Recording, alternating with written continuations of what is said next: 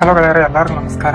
ಈ ಒಂದು ವಿಡಿಯೋ ಮಾಡ್ತಿರೋ ಉದ್ದೇಶ ಏನು ಅಂತಂದ್ರೆ, ಇತ್ತೀಚಿನ ದಿನಗಳಲ್ಲಿ ಏನಪ್ಪಾ ಅಂತಂದ್ರೆ ಹೆಣ್ಣು ಮಕ್ಕಳಲ್ಲಿ ಗರ್ಭಕಂಠ ಕ್ಯಾನ್ಸರ್ ಹೆಚ್ಚಾಗ್ತಾ ಇದೆ.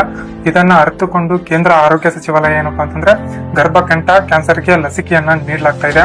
ಇದನ್ನ ರಾಜಸ್ಥಾನದ ಜೈಪುರದಲ್ಲಿ ಏನಪ್ಪಾ ಅಂತಂದ್ರೆ ನರೇಂದ್ರ ಮೋದಿ ಅವರು ಚಾಲನೆ ನೀಡಿದ್ದಾರೆ. ಎಲ್ಲಾ ರಾಜ್ಯಗಳು ಫೆಬ್ರವರಿ 25ರಿಂದ ಏನಪ್ಪಾ ಅಂತಂದ್ರೆ 9 ರಿಂದ 14 ವರ್ಷದ ಮಹಿಳೆಯರಿಗೆ ಏನಪ್ಪಾ ಅಂತಂದ್ರೆ ಈ ಗರ್ಭಕಂಠ ಕ್ಯಾನ್ಸರ್ಗೆ ಸಂಬಂಧಿಸಿದ ಲಸಿಕೆಯನ್ನ ಉಚಿತವಾಗಿ ಸರ್ಕಾರಿ ಆಸ್ಪತ್ರೆಗಳಲ್ಲಿ ಮತ್ತು ಪ್ರಾಥಮಿಕ ಆರೋಗ್ಯ ಕೇಂದ್ರಗಳಲ್ಲಿ ಏನಪ್ಪಾ ಅಂತಂದ್ರೆ ಈ ಒಂದು ಲಸಿಕೆಯನ್ನ ಉಚಿತವಾಗಿ ನೀಡಲಾಗ್ತಾ ಇದೆ. ಈ ಒಂದು ಲಸಿಕೆಯನ್ನು ಹಾಕಿಸ್ಕೊಳ್ಳೋದ್ರಿಂದ ಹೆಣ್ಮಕ್ಳಿಗೆ ಮುಂದೆ ಅವರ ಜೀವನದಲ್ಲಿ ಯಾವತ್ತೂ ಕೂಡ ಅವರಿಗೆ ಗರ್ಭಕಂಠ ಕ್ಯಾನ್ಸರ್ ಬರೋದಿಲ್ಲ.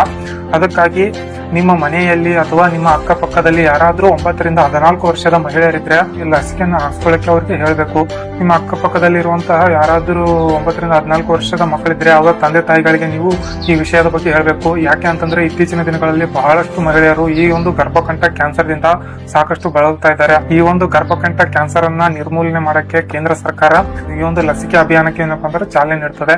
ರಾಜಸ್ಥಾನದ ಜೈಪುರದಲ್ಲಿ ನರೇಂದ್ರ ಮೋದಿ ಅವರು ಒಂದು ಹೆಣ್ಣು ಮಗುವಿಗೆ ಲಸಿಕೆ ನೀಡೋದ್ರ ಮೂಲಕ ಈ ಒಂದು ಕಾರ್ಯಕ್ರಮಕ್ಕೆ ಚಾಲನೆ ನೀಡ್ತಾರೆ.